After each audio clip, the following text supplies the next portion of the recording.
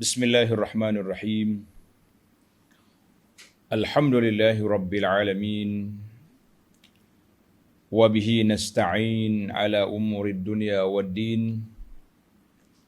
Wassalatu wassalam ala al-mab'uthi rahmatan lil alamin. Nabiyyina wa habibina wa qudwatina Muhammad ibn Abdullah wa ala alihi wa sahbihi wa man sar ala nahjihi wahtada bihadihi wastanna bisunnati ila yaumiddin, amma ba'du. Muslimin dan muslimat, para pelajar, para penonton sekalian, Assalamualaikum warahmatullahi wabarakatuh. Alhamdulillah, kita panjatkan kesyukuran kepada Allah Azza wa Jalla kerana pada pagi ini Sabtu 1 Zulqa'dah 1442 bersamaan dengan 12 hari bulan 6 2021. Bulan Zulqa'dah iaitu salah satu permulaan daripada bulan-bulan haram. Dia panggil Ashhurul Hurum yang berturut-turut selama 3 bulan. Zulqa'dah, Zulhijjah dan Muharram. Itu dia panggil 3 bulan berturut-turut. Adapun bulan haji bermula Syawal, Zulqa'dah dan 10 awal Zulhijjah. Baik para jemaah sekalian, kita dapat teruskan pengajian kita dalam tafsir suratul Hajj. Tafsir surah Al-Hajj bermula ayat 70. InsyaAllah kita akan sampai ke ayat 76. 70 sehingga 76. Tafsir suratul Hajj berada surah yang ke-22, juzuk yang ke-17. Juzuk yang ke-17, sambungan kita ayat yang ke-70. Bagi jemaah yang pegang tafsir pimpinan edisi Jawi, muka surat 707. Mari kita baca beberapa ayat, kemudian kita pergi kepada penjelasannya insya-Allah. A'udzu billahis samii'il 'aliim minasy syaithaanir rajiim. ألم تعلم أن الله يعلم ما في السماء والأرض إن ذلك في كتاب إن ذلك على الله يسير ويعبدون من دون الله ما لم ينزل به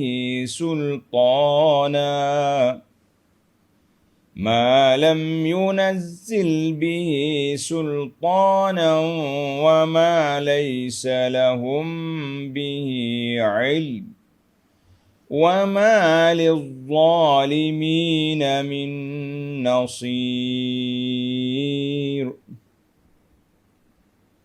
وإذا تتلى عليهم آياتنا بينات تعرف في وجوه الذين كفروا المنكر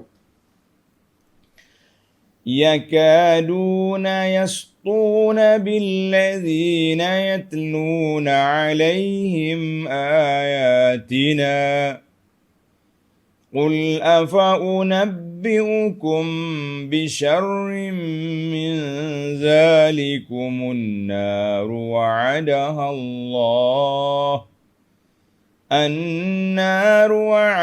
الله الذين كفروا وبئس المصير.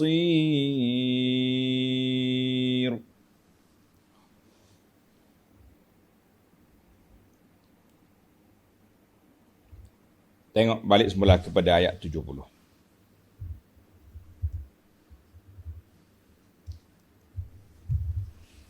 Alam ta'lam anna Allah ya'lamu ma fis sama'i wal ard. Bukankah engkau telah mengetahui bahawasanya Allah mengetahui segala yang ada di langit dan di bumi. Tengok Allah Ta'ala sebut di sini, semua di bawah pengetahuan Allah Azza wa Jalla, sama ada di alam atas, di alam bawah, di bawah bumi, dalam lautan, sama bagi Allah Azza wa Jalla. Tengok para pelajar sekalian, dalam ayat 69 Allah kata Allahu yahkumu bainakum yaumal qiyamati fima kuntum fihi takhtalifun. Allah akan menghukum, menjatuhkan hukuman, menyelesaikan hukuman di antara kamu semua pada hari kiamat mengenai apa yang kamu berselisihan padanya. Bila Allah kata dia nak jatuh hukum, dia nak selesaikan perbicaraan, maka bila perbicaraan itu dilakukan dengan keadilan, dengan ketelusan, dengan saksama, maka Allah Subhanahu wa taala maklumkan dalam ayat 70 ini bahawa kamu jangan bimbang, jangan ragu, jangan curiga, adakah hukuman Allah Ta'ala itu betul? Adakah hukuman Allah SWT itu adil? Kita kata jangan pertikai. Sebab apa? Sebab Allah mengetahui segala perkara. Dalam ayat ini dibawa dengan lafaz satu je, sama al-ard. Biasa samawat, langit kan? Tapi di sini as-sama. Itu menunjukkan kepada Allah Ta'ala tahu di sebelah atas, wal ard sebelah bawah. Mana atas bawah semua di bawah pengetahuan Allah Azza wa Jalla. Artinya meliputi ilmu Allah dalam semua tempat dan semua keadaan. Maka Allah akan balas segala perkara yang kamu lakukan. Inna dhalika fi kitab. Sesungguhnya demikian itu tertulis dalam kitab, yakni Lauhil Mahfuz. Semua yang kamu lakukan, apa yang kamu kerjakan, apa yang kamu buat, kamu jangan bimbang. Allah kata sudah tercatat di dalam Lauhil Mahfuz. Mana dalam kitab sudah ada.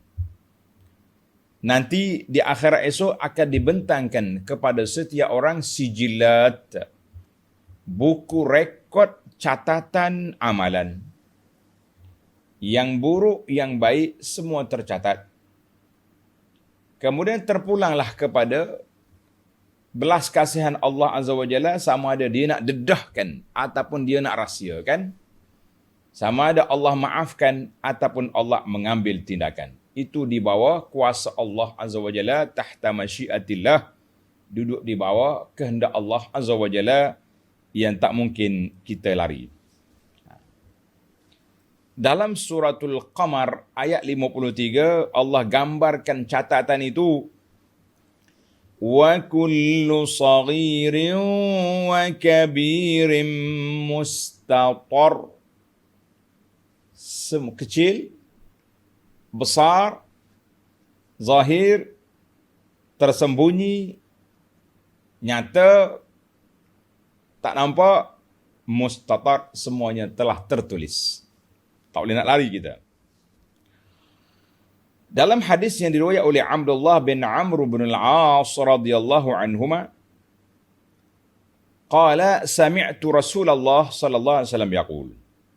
Abdullah bin Amr dia kata, aku dengar Rasulullah sallallahu alaihi wasallam bersabda, kataballahu maqadiral khalaiq. Allah Ta'ala telah tulis takdir apa yang berlaku pada makhluk ini qabla an yakhluqas samawati wal ard bi 50,000 sanatin, sebelum Allah Ta'ala ciptakan langit dengan bumi 50,000 tahun.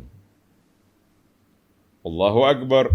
50,000 tahun, berapa tahun kita ke tahun mana, wallahu a'lam. Yang pentingnya, kalau dalam bahasa orang buat perancangan zaman ni, dia panggil blueprint, kan. Sudah ada lengkap dia punya maklumat sebelum dijadikan dunia ni, sudah ada 50,000 tahun, sudah siap. Kita kalau kita nak buat satu-satu perkara, kita juga kena ada ni. Kena ada perancangan, ada kertas kerja, ada strategi. Allah SWT ajar kepada kita, dia sudah ada perancangan, sudah ada strategi. Yang pentingnya semua perkara itu, zalika fi kitab. Tengok kitab di sini, ta, di atas ta tu ada alif, tanda panjang. Dia tak ada alif kitab. Kita dah bezakan dulu.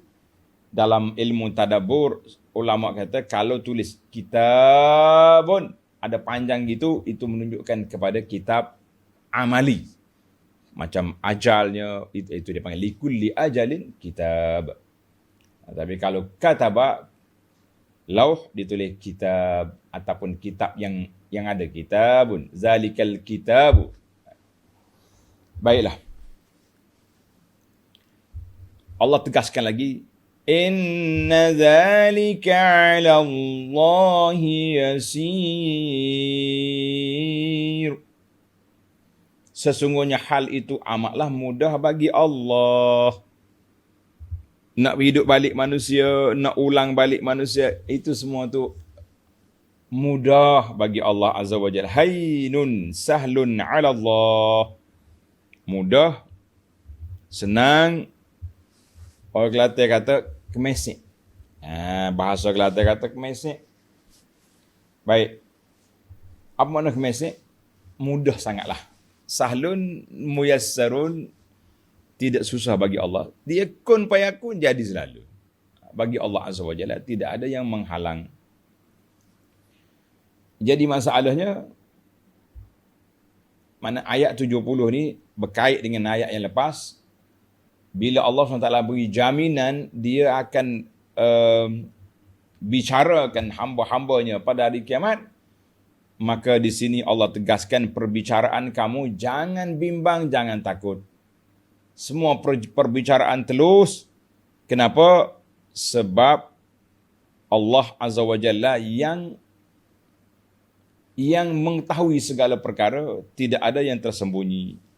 Sekarang ni yang kita bimbang, atas dunia ni kita bimbang. Takut Tuan Hakim tak baca penghakiman, ataupun peguam yang bawa kes kita tak teliti. Akhir sekali kita kalah, kan? Tapi di akhirat esok jangan bimbang. Peguam-peguam semuanya teliti. Surat catatan amalan semuanya telus. Maka tidak ada perkara yang merusingkan kita, membimbangkan kita. InsyaAllah yang bimbangnya amalan kita baik ke buruk. Itu yang kita bimbang. Yang kita kena menaruh kebimbangan ke, sama ada amalan kita tu baik atau buruk, telus ataupun tidak telus. Allahu Akbar. Baik.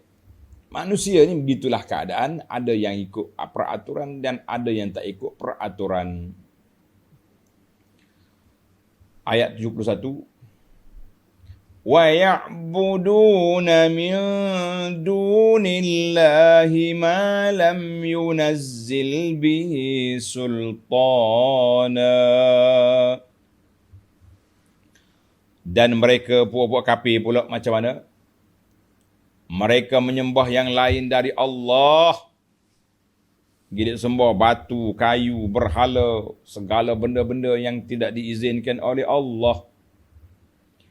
Yang Allah tidak menurunkan sebarang keterangan yang membenarkannya. Wa ma laisa lahum bihi ilmun, dan mereka juga tidak mempunyai sebarang pengetahuan yang jelas mengenainya. Apa dia tengok nota di bawah? 1049. Setelah Allah Subhanahu wa taala menerangkan dalil-dalil yang membuktikan keesaannya dan kekuasaannya, dan menerangkan berbagai jenis nikmat yang dikurniakan kepada umat manusia, segala nikmat sudah ada. Lalu diterangkan dalam ayat ini tentang kesesatan kaum kafir musyrik yang tergamak menyembah benda-benda yang lain dari Allah dengan tidak berdasarkan sebarang keterangan syarak yang membenarkannya. Mana dia reka sendirilah. Agama dia buat sendiri. Patung-patung dia cipta sendiri. Kemudian dia sendiri yang sembahnya. Allahu Akbar. Dan tidak pula berdasarkan sebarang pengetahuan yang dapat diterima oleh akal yang membolehkan perbuatan yang bodoh itu. Perbuatan tak cerdik lah. Jadi penyembah berhala, penyembah lain dari Allah ni, yang pertama mereka sembah tanpa hujah. Mana tidak ada perkara yang dibenarkan oleh Allah Azza wa Jalla. Walaysa lil musyrikin ilmun yaqiniyun. Ilmu yakin yang membolehkan, membenarkan mereka sembah berhala. Mereka lakukannya semata-mata taqlidan lil aba, mengikut gaya hidup tok nenek. Tok nenek dia dulu pagi-pagi pasang calok, main-main sembah-sembah, nyala api, tabi atuk, itu je lah. Dari sudut hujah, empat tak ada hujah. Kalau tanya dia pun dia rasa dia pelik juga. Kenapa? Kenapa buat benda macam ni? Maka Allah peringatkan kepada golongan ini. وَمَا لِلظَّالِمِينَ مِنْ نَصِيرٍ.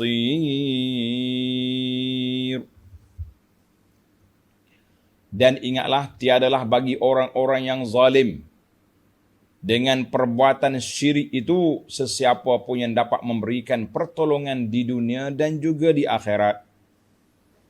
Allah kata, mu jagamu sendirilah. Kalau kamu tak nak sembah Allah, kamu tak nak ikut peraturan Allah Azza wa Jalla, kamu sendiri yang cari pasal. Kamu sendiri yang buat kerja. Kamu sendirilah atur hidupmu, jaga kehidupan kamu, jangan tunggu Allah bantu kamu. Nak tunggu bantu apa? Dia kafir. Dia tak ikut peraturan Allah. Dia tidak taat kepada Allah Azza wa Jalla, maka mereka bertanggungjawablah atas dirinya sendiri, yang tidak mungkin mereka akan selamat tanpa pertolongan Allah Azza wa Jalla. Jadi bagaimana kita nak selamat? Kembali kepada Allah, beriman kepada Allah Azza wa Jalla, tunduk dan patuh kepada Allah. Maka itulah jalan yang selamat. Baik para jemaah sekalian. Kita berpindah kepada ayat 72. Bagaimana respon orang-orang kafir, orang-orang yang tidak beriman apabila dibacakan ayat-ayat Allah kepada mereka. Bagaimana respon dia? Bagaimana mereka tengok, menerima berita yang disampaikan itu? Ini jelas Allah Ta'ala gambar suasana makhluk-makhluk Allah Ta'ala yang tidak beriman. Kita pun nampak kan? Bila orang tak suka, gitulah jadinya. وَإِذَا تُتْلَى عَلَيْهِمْ آيَاتُنَا بَيِّنَاتٍ تَعْرِفُ فِي وُجُوهِ الَّذِينَ كَفَرُوا الْمُنكَرَ. Dan apabila dibacakan kepada mereka ayat-ayat kami yang jelas nyata. Kita baca ayat-ayat Allah, Al-Quranul Karim, bila dibaca kepada puak-puak kafir, apa jadi dia? Walaupun ayat itu jelas, hujahnya sangat nyata, mematahkan hujah-hujah puak-puak kafir ni, engkau akan dapat melihat pada muka orang-orang kafir itu tanda marah dan benci. Nampak di muka dia tu. Apa Muhammad ni? Mari duduk cerca Tuhan kita, mari duduk kata kepada kita, mari duduk condemn kita macam-macam. Nampak di muka dia tu marah dan benci. Yakaduna yastun, bukan sakat benci.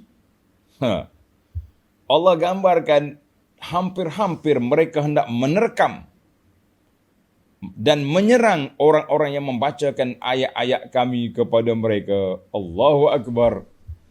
Yakaduna yastun billazina yatluna alaihim ayatina. Hampir mereka nak menerkam, mereka nak tampar, mereka nak terajang orang-orang yang baca ayat kami. Apa baca ayat? Lebih-lebih ayat yang menyebut tentang mereka sendiri, kan? Macam tabbat yada abi lahabin.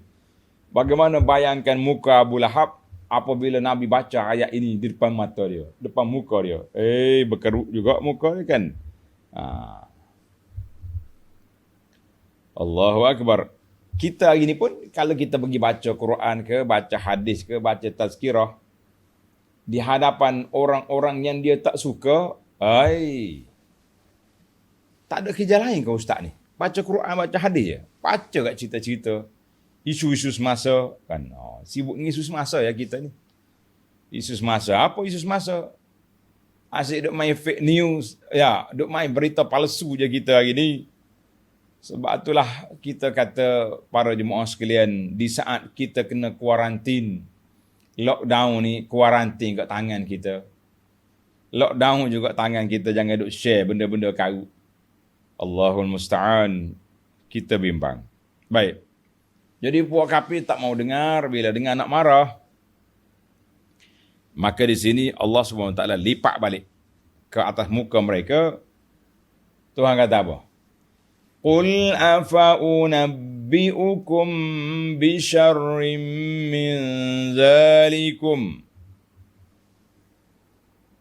Katakanlah wahai Muhammad sallallahu alaihi wasallam kepada kaum musyrikin, jika demikian, kalau kamu nak marah, nak tunjuk panas pada aku ni, jika demikian, mahukah aku khabarkan kepada kamu akan yang lebih buruk lagi daripada apa yang telah menyebabkan kemarahan kamu itu? Mu nak dengar ada? Ada benda berat lagi. Nak dengar? Apa dia? An-naru wa'adaha Allahu alladhina kafaru wa bi'sal masir.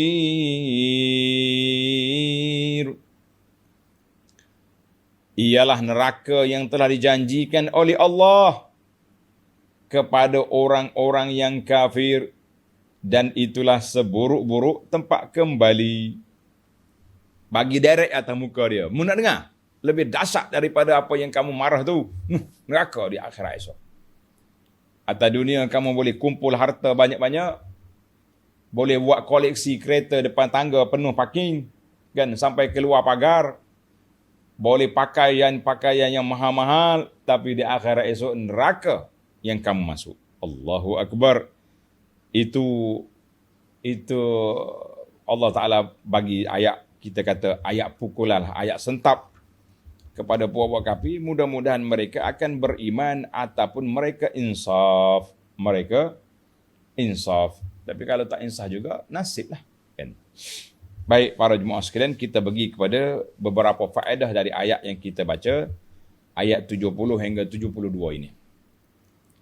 Yang pertama, Allah sebut alam ta'lam.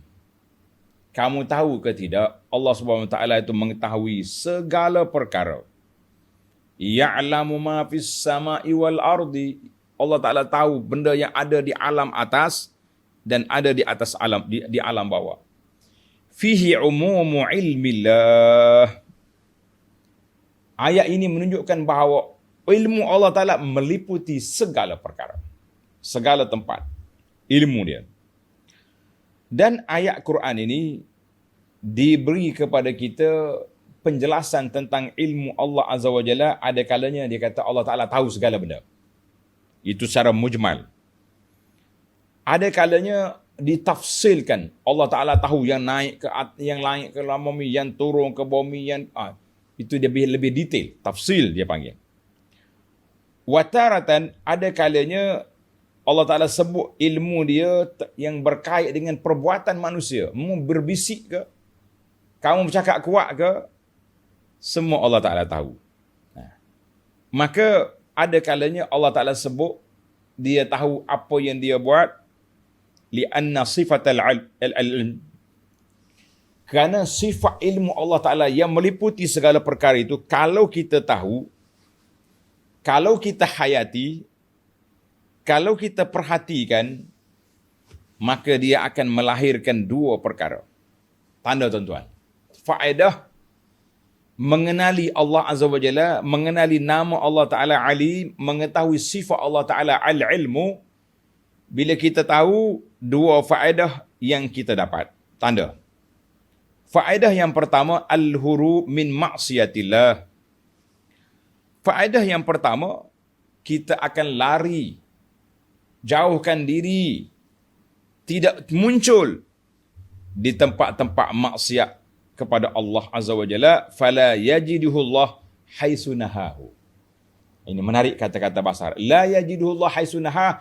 Allah Ta'ala tak tengok kita di tempat yang dia larang kita pergi situ. Tempat maksiat, tempat perjudian, tempat apa saja yang tak baik, kita tak akan muncul di situ. Sebab kita tahu, Allah tahu. Kalau kita pergi, Tuhan tahu. Walaupun manusia tak tahu. Kita boleh sembunyi daripada manusia.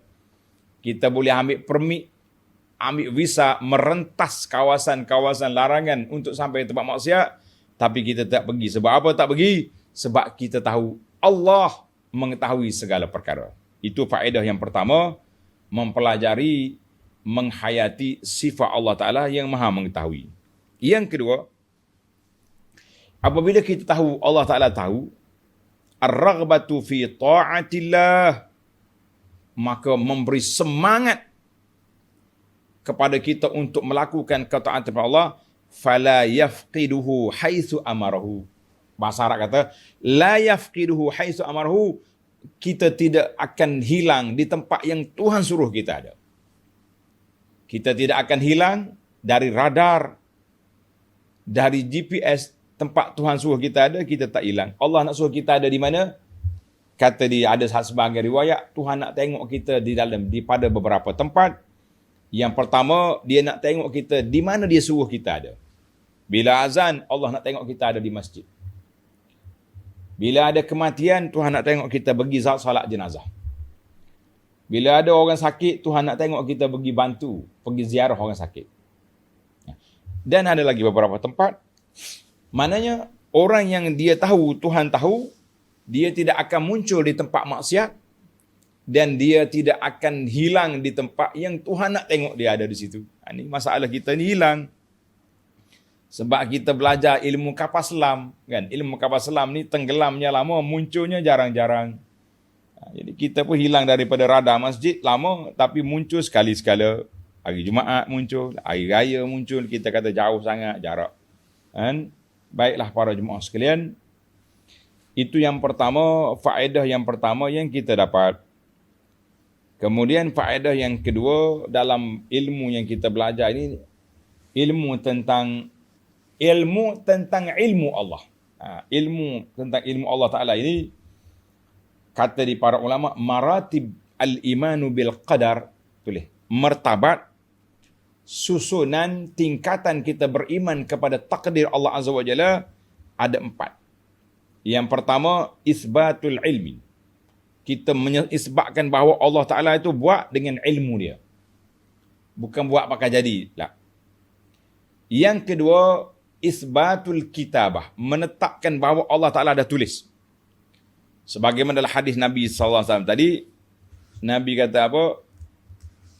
Inna Allah kataba al-maqadir. Allah Ta'ala tulis takdir sebelum dia ciptakan bumi dengan langit ini 50,000 tahun. Hadis ini riwayat Imam Muslim, hadis sahih.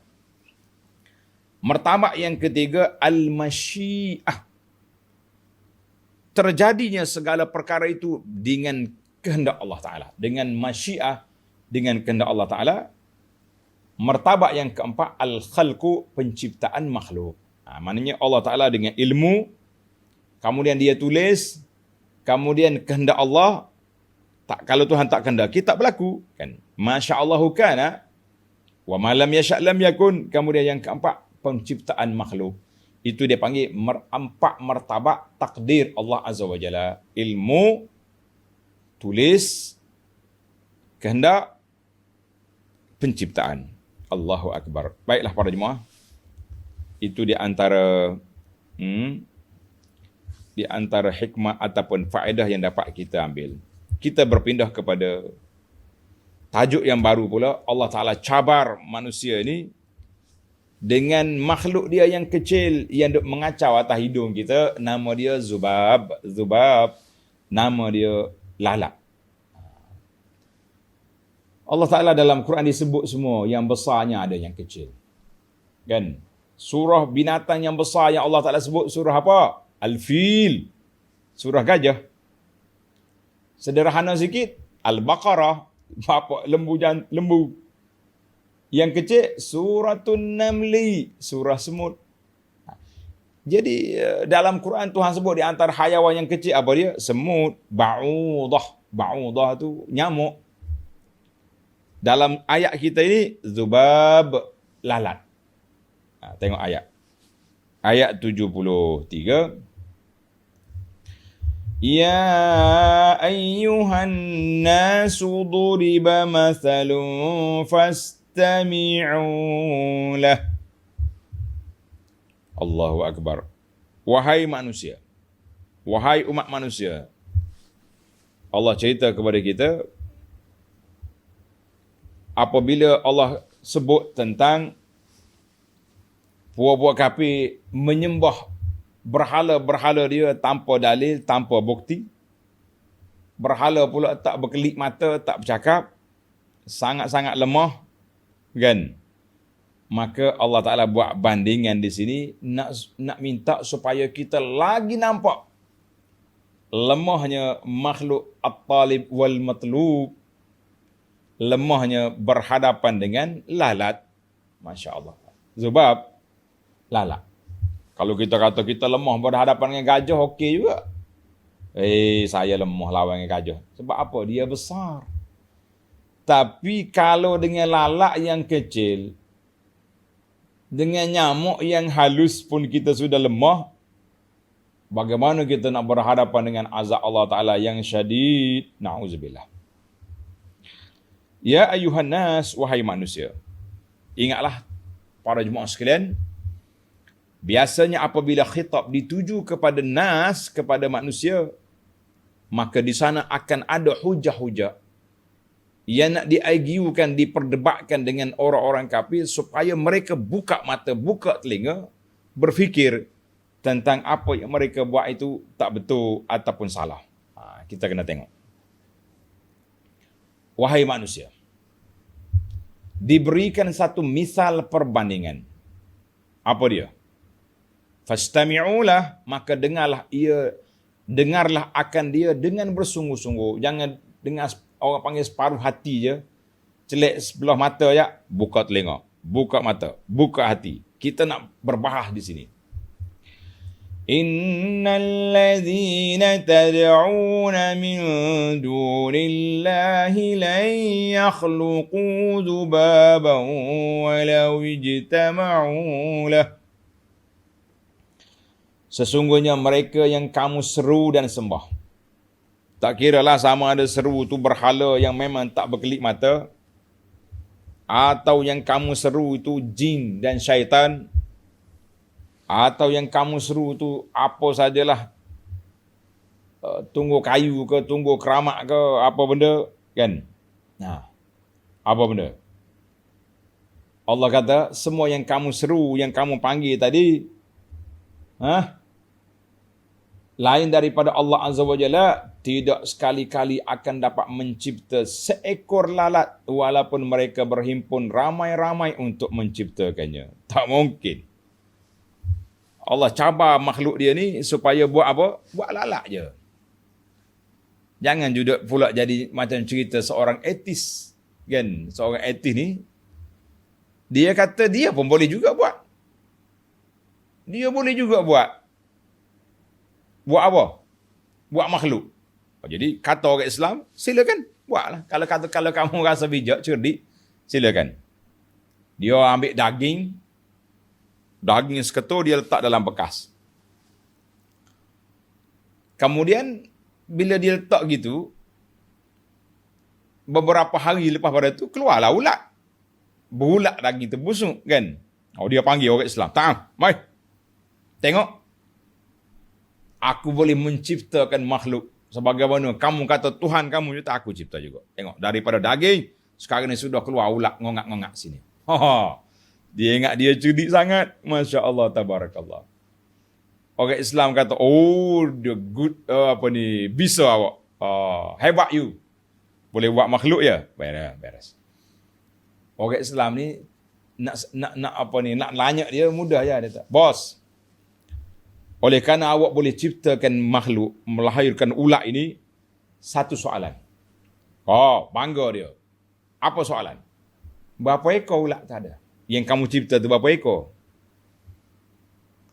Jawabnya, kesipuan lah si kafir etis ini. Dia pun tak tahu berapa ekor, dia nampak ngongak-ngongak situ, ulat. Kata di Muslim, tak usah duk bangga lah. Kalau setakat peram daging busuk jadi ulat, kamu mengaku kamu sudah mencipta, mu tak tahu berapa ekor ada, baiklah kamu masuk Islam. Allahu Akbar. Itu dia panggil tamparan hebat kepada orang itu.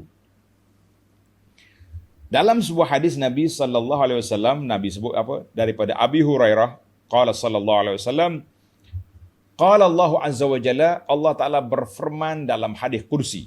Dia panggil kalau Nabi sebut kan, Allah bersabda, Allah berfirman, Nabi bersabda, Allah berfirman, itu nama dia hadis qudsi. Hadis qudsi. Ingat. Waman azlamu mimman zahaba yakhluqu ka khalqi. Siapa di kalangan manusia ini mendakwa dia boleh mencipta sebagaimana aku menciptakan. Falyakhluqu dzarratan. Dia buatlah atom yang kecil. Au liyakhluqu habbatan, ataupun ciptalah satu biji biar tumbuh. Au sya'iratan, ataupun sya'ira buat biji gandum. Semua tu tak boleh berlaku. Makan dia pandai buat ni. Cakap tak boleh nak apa kan. Allahu Akbar. Hadis ini diriwayat oleh Imam Bukhari wal lafzu lahu wa Muslim. Allahu Akbar. Baik, Allah Taala cabar lagi buat dia. Nak buat lalak pun tak boleh. Wa in yaslubhumuz zubabu syai'an la yastanqidhuhu min. Dan jika lalak itu mengambil sesuatu dari mereka. Kita buat kek, buat kuih, comel-comel, cantik-cantik, lalak pun mari ambil dengan kaki dia, tak buat lari. Mereka tidak dapat mengambilnya balik daripada lalat. Boleh ambil, boleh tak kita ambil semula dari lalat? Lalat, kenapa kau ambil aku punya kuih? Mari semula. Tak jumpa cari. Maka Allah SWT tutup ayat ini dengan satu pukulan. Dha'ufa talibu wal matlub. Allah kata dha'ufa talibu wal matlub. Kedua-duanya lemah belaka. At-talib, lemah yang meminta dari mendapat hajatnya, dan lemah yang kena minta daripada menunaikannya. Kita nak minta balik dengan lalak pun kita lemah, lalak nak hantar balik pun tak boleh. Allah kata dha'ufat talibul matlub. Jadi berhala apa lemah, penyembah berhala apa lemah, dua-duanya lemah. Kenapa kita masih lagi nak mempertahankan benda yang lemah yang tidak ada kekuatan? Allahu Akbar. Tengok nota 1050. Misal perbandingan ini menggambarkan kebodohan orang-orang yang menyembah benda-benda yang bukan sahaja tidak dapat memberikan sebarang pertolongan, bahkan juga tidak dapat membela diri sendiri. Nak bela apa diri sendiri? Lalak sekali kita buat gitu pun lari dari dia kan. Berhala langsung tak boleh nak buat apa. Pakai kerah situ ya. Allahu Akbar. Baiklah para jemaah sekalian. Ada katanya dalam tafsir Zadul Masir, qala Ibnu Abbas radhiyallahu anhuma, kanu yatluna asnamahum bizza'faran. Ibnu Abbas kata puak-puak kafir ni dia siram berhala dia tu dengan za'faran. Za'faran ni kira benda mahal lah, comel merah jadi kan. Fayati zubab, fayakhtalisuhu. Mari lalat duduk atas berhala tu, dia pun ambil dengan kaki dia tu. Kan tapak kaki dia duduk tu, dia ambil lah. Itu bandingan lah. Maka Allah cabar dia, ambil balik daripada lalat tu. Mana boleh. Allahu Akbar. Baiklah, kita dengan lalat pun kita sudah lemah. Cuma ada dalam hadis yang menceritakan ada orang beriman masuk syurga dengan sebab seekor lalat. Ada orang kafir dengan masuk neraka dengan sebab seekor lalat. Semua tu duduk di mana?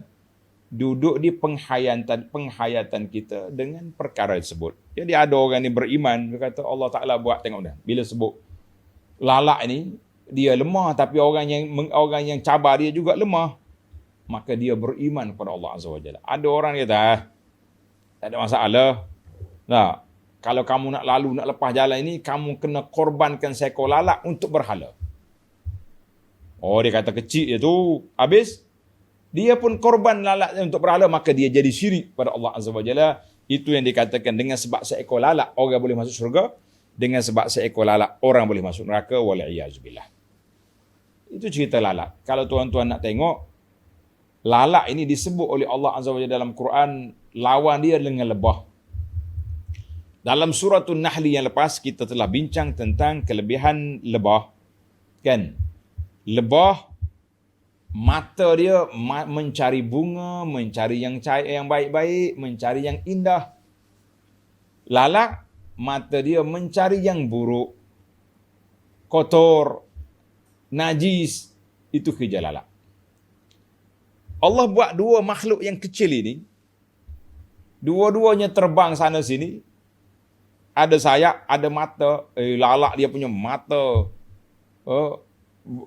mata, berbeza dengan lebah. Lebah mata dia mata mencari yang baik, lalat mencari yang buruk. Maka kita sebagai seorang manusia, jadilah seperti mata lebah, jangan jadi mata lalat. Ada setengah orang ni mata lalat je dia. Pagi petang duk troll, dia panggil troll. Kan? Duk cari kesalahan orang. Orang salah cakap sikit pun, alah lah. Saya tengok di Facebook sehari dua ni, masalah bodoh-bodoh ni pun sudah 3 hari 3 malam duk cakap. Benda simple, benda kecil je. Tanya balik tuan dia, apa maksud? Kita tahulah maksud dia, maksud ayat simpal, ayat bandingan, ayat sebagai. Tak payahlah duduk terus sampai 3 hari 3 malam menghabiskan masa. Musim PKP ni sepatut kita bermuhasabah kepada Allah Azza wa Jalla. Ni sibuk duduk main, duduk benda kecil-kecil. Jadilah kita ni seperti mata lebah, mencari yang baik-baik, memadamkan yang buruk. Jangan jadi seperti lalat, mencari yang buruk, memadamkan kebaikan. Allahu Akbar. Itulah ada dalam hadis doa. Kan? Ya Allah, berilah kepada aku sahabat. Kalau mereka nampak kebaikan aku, mereka tonjolkan. Bila mereka nampak keburukan aku, mereka sembunyikan. Sembunyikan daripada orang ramai, tapi dia nasihat kepada kita senyap-senyap. Tapi kalau sahabat tengok kita buat tak baik, sembunyi, senyap, lah, itu bukan sahabat nama dia. Sahabat yang baik, bila tengok orang buat baik, alhamdulillah, dia peringatkan supaya teruskan. Bila tengok benda tak baik, dia peringatkan supaya meninggalkan. Itu sahabat yang baik. Mari kita jadi mata lebah, jangan jadi mata lalat. Baiklah. Allahu Akbar. Dha'ufat talib wal matlub. Ayat yang ke-74. Ma qadarullaha haqqa qadrih. Inna allaha laqawiyyun aziz. Mereka yang kafir musyrik itu tidak menghormati Allah menurut penghormatan yang selayaknya sebagaimana yang ditetapkan oleh Allah Azza wa Jalla. Mereka tidak hormat kepada Allah Azza wa Jalla. Kan? Tak hormat kepada Tuhan. Buat benda yang pelik-pelik. Kata Allah Ta'ala macam-macam. Benda yang kecil pun pergi buat syirik pada Allah. Jangan. Kita ni kalau nak banding, biar benda sebanding, setaraf, kata orang. Ni tak ada bandingan bagi Allah Azza. Laisa kamitslihi syai'. Tak ada bandingan. Contohlah kita kata, kita nak puji seorang pemimpin. Kita kata tuan ni, hebat betul, perancangan, strategi. Macam murid saya yang berada di prasekolah pasti. Terkejut kawan tu. Apa? Kau banding aku dengan budak prasekolah yang beringuh. Itu dia panggil bandingan yang tak seimbang. Kalau nak banding, kita kata tuan ni setara dengan pemimpin dunia, peringkat antarabangsa. Barulah kita bos kita naik taraf. Kan? Anda ingat waktu saya dah hafal tarikh, dia panggil Al-Adab. Al-Adab ni sastra Arab. Salah satu daripada cerita, orang Badui ni dia bersyair. Sastra dia di kampung dia. Memang hebat. Kalau kita buat sayembara, dia panggil sajak ke sastra ni, kira dia nombor satu lah di kampung dia. Jadi maka dibawa ke bandar, pergi jumpa dengan khalifah, raja, nak tunjuk orang ni bijak. Jadi raja kata silakan, sampaikan syair. Sampaikan syair. Dia bersyair lalu, anta kal kalbi fil wafa'i wal karami. Dia kata tuan seperti anjing yang menunaikan tanggungjawab dan bersifat pemurah. Kejut aja. Apa? Kau banding aku dengan anjing? Subhanallah. Itu dia panggil tak kena bandingan. Jadi orang kafir, ma qadarullah haqqa qadrihi, mereka tidak kena sifat Allah Ta'ala, mereka tak kena Allah, maka mereka buat bandingan. Tuhan tu macam berhala. Berhala tu partner Tuhan. Apa benda kita ni? Kita orang Islam jangan duduk banding. Duduk minta benda-benda yang pelik-pelik kepada makhluk-makhluk yang sudah mati, yang sudah tidak ada kekuasaan, jangan duk minta. Baik. Kalau orang kenal betul-betul Allah, maka dia akan ikhlaskan ibadat semata-mata kerana Allah, kepada Allah Azza wa Jalla, bukan lagi campur-campur. Tengok nota di bawah. Maka mereka yang kafir musyrik itu tidak menghormati Allah menurut penghormatan yang selayaknya sebagaimana ditetapkan. Tengok nota 1051.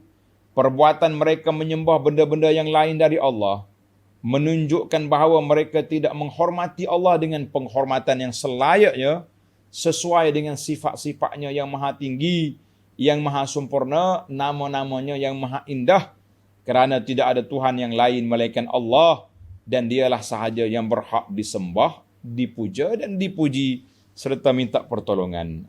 Sebab apa? Innallaha laqawiyyun aziz. Sesungguhnya Allah maha kuat lagi maha berkuasa. Qawi, satu. Aziz, maha berkuasa. Dia boleh ambil tindakan ke atas siapa yang langgar perintah Allah Azza wa Jalla. Jadi dalam ayat ini Allah cerita kepada kita bahawa makhluk-makhluk dia ni ramai yang tidak menghormati Allah Azza wa Jalla. Makhluk-makhluk Allah Ta'ala ini yang tidak memberikan hak Allah Ta'ala yang sepatutnya. Tamaklah cerita itu dari sudut dia panggil hak Allah Ta'ala ma yata'allaqu bil ilahiyat, perkara yang berkait dengan ketuhanan. Zakaraha huna, kemudian ayat 75 ini Allah sebut kepada kita perkara yang berkaitan dengan kenabian, yang berkaitan dengan an-nubuwat, berkait dengan kenabian. Tengok ayat 75. Allahu yastafi minal malaikati rusulan wa minan nas. Inna Allah sami'un basir. Allah memilih utusan-utusannya dari malaikat. Jadi ada di kalangan utusan Allah dari malaikat. Ketua dia siapa? Jibril alaihissalam. Dan dari kalangan manusia. Berapa ramai rasul-rasul? 300 orang lebih. Ketua dia siapa? Nabi kita Muhammad sallallahu alaihi wasallam. Sesungguhnya Allah amat mendengar lagi amat mengetahui.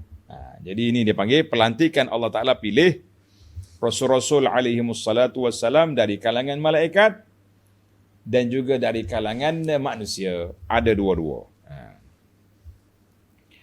Adapun jin tidak disebut. Jin dia ikut Nabi. Ikut Nabi kita. Ikut manusia. Ya'lamu ma baina aydihim wa ma khalfahum wa ila Allahi turja'ul umur. Allah mengetahui apa yang ada di hadapan mereka dan apa yang ada di belakang mereka, Tuhan tahu semua. Hak terdahulu, yang terkemudian, yang lepas, yang akan datang, semua duduk di bawah ilmu Allah Azza wa Jalla. Dan kepada Allah jualah kembalinya segala urusan. Jadi kita ni kalau kita sedar, segala urusan kita ni kembali kepada Allah, maka kita tak berani lagi nak langgar perintah Allah. Kita tak berani lagi nak mencabar kewibawaan, nak mencabar apa yang Allah Ta'ala tetapkan. Sebab kita tahu kita ni akan kembali kepada Allah Azza wa Jalla. Baiklah para jemaah sekalian, dalam ayat 73 hingga 76 ni, faedah dianya, Allah Ta'ala minta supaya kita, bila dia buat bandingan itu, Allah kata, fastami'ulah, dengar baik-baik. Dengar di sini dengan makna, ay tadabbaru, hendaklah kamu bertadabur, perhati betul-betul, itu makna tadabur. Kerana jiwa kita tidak akan mendapat faedah daripada kita dengar Quran kecuali dengan tadabbur, dengan kita perhatikan. Itu makna tadabbur, mana kita perhati, kita kaji, kita analisa, barulah kita dinamakan orang yang mendapat faedah daripada Quran. Kalau setakat dengar saja, boleh pahala. Tapi manfaat untuk menaikkan semangat keimanan kita tu tidak begitu kuat. Yang pertama. Faedah yang kedua, Allah sebut ma qadarullah haqqa qadrih. Orang kafir tidak menghormati Allah Subhanahu Wa Taala dengan yang sepatutnya. Allah Taala sebut ma qadar, tanda tu. Ma qadarullah haqqa qadrih ini 3 tempat dalam Quran. 3 tempat Tuhan sebut dalam Quran. Sebab apa? Yang pertama, Allah Taala nak menetapkan keagungan dirinya. Yang kedua, Allah Ta'ala nak beritahu kepada hamba dia tentang sifat-sifat Allah Ta'ala itu perlu dihayati. Yang ketiga, Allah Subhanahu Wa Ta'ala nak nyatakan dia tu esa, tunggal, tidak ada sekutu baginya. Yang keempat, Allah Ta'ala nak menetapkan bahawa apa yang diturunkan ke atas Nabi-Nya sallallahu alaihi wasallam sebarang ajaran, maka kamu kena ikut. Sebab itu, di ayat mana? Tanda tuan-tuan, 3 ayat. Yang pertama dalam suratul Hajj. Ni, surah yang kita baca ni. Dha'ufat talib wal matlub ma qadarullah haqqa qadrihi. Jadi Allah Ta'ala bayangkan kepada kita, lemahnya apa? Lemahnya segala puak kafir dan berhala-berhala dia. Namun begitu, mereka tidak menghormati Allah dengan sepatutnya. Patutnya tak ada lagi sekutu. Tak ada lagi syirik. Ayat ini dalam ayat 73 suratul Hajj. Dalam surah Az-Zumar, Allah kata, wa ma qadarullaha haqqa qadrih. Mereka tidak menghormati Allah dengan sepatutnya. Wal ardu jami'an qabdatuhu yaumal qiyamah. Bumi semuanya duduk di bawah kuasa Allah Ta'ala, genggaman Allah pada hari kiamat. Surah Az-Zumar ayat 67. Itu menunjukkan bahawa Allah Ta'ala mempunyai keagungan yang tersendiri. Jangan siapa cabar. Ayat yang ketiga dalam surah Al-An'am ayat 91. Wa ma qadarullaha haqqa qadrihi. Mereka tidak menghormati Allah dengan sepatutnya. Iz qalu ma anzalallahu ala basharin min syai'. Mereka mengatakan Allah Ta'ala tak turunkan kitab ni kepada manusia sesuatu. Jadi ayat ini menunjukkan bahawa Allah Ta'ala nak isbatkan bahawa Quran ni mari daripada Allah Azza wa Jalla. Jadi 3 kali Tuhan ulang dalam Quran, ma qadarullah haqqa qadrihi wa ma qadarullah haqqa qadrihi 2 kali. Allahu Akbar. Baiklah, itu Allah Ta'ala nak kuatkan kita supaya kita bertadabur, kita berfikir bagaimana mereka orang yang betul-betul kenal Allah Azza wa Jalla. Tanda sebagai penutup, orang yang betul-betul kenal Allah Ta'ala, mereka akan qadarullah haqqa qadrihi, meletakkan Allah Ta'ala itu di tempatnya yang layak bagi Allah, menghormati Allah, mengagungkan Allah Azza wa Jalla. Maka kita tak akan berani lagi buat maksiat, sebab maksiat itu derhaka kepada Allah. Jangan dikira dosa besar ke dosa kecil. Bila orang tanya kepada ulama, dosa besar, dosa kecil ni Syekh kata apa? dosa besar ke kecil, semuanya kita menderhakai Allah Azza wa Jalla. Maka bagi orang yang menghormati kedudukan Allah Azza wa Jalla, maka mereka tak akan buat maksiat. Man hana alaihi amruhu fa'asa. Siapa dia memandang, menganggap arahan Allah Ta'ala, suruhan Allah Ta'ala itu kecil, mereka akan tak buat. Larangan Allah Ta'ala itu tidak besar, mereka akan langgar. Jadi bagi kita yang menjiwai Allah Ta'ala Maha Agung, Maha Besar, maka kita mentakdirkan Allah Azza wa Jalla, mengagungkan Allah dengan kedudukannya yang Maha Tinggi, yang Maha Agung. Maka setiap suruhan Allah Ta'ala kita lakukan, setiap larangan yang Tuhan larang kita akan tinggalkan. Baiklah, mudah-mudahan kita menjadi orang-orang yang beriman kepada Allah, yang dengar kata perintah Allah Azza wa Jalla. InsyaAllah kita akan tutup surah kita dalam siri yang akan datang, bermula ayat 77 dan berakhir dengan 78 insyaAllah. Baiklah para jemaah sekalian, kita break setakat itu dulu. Subhanakallahumma wa bihamdika asyhadu an la ilaha illa anta astaghfiruka wa atubu ilaik. Wa sallallahu ala nabiyyina Muhammadin wa ala alihi wa sahbihi ajma'in walhamdulillahi rabbil alamin.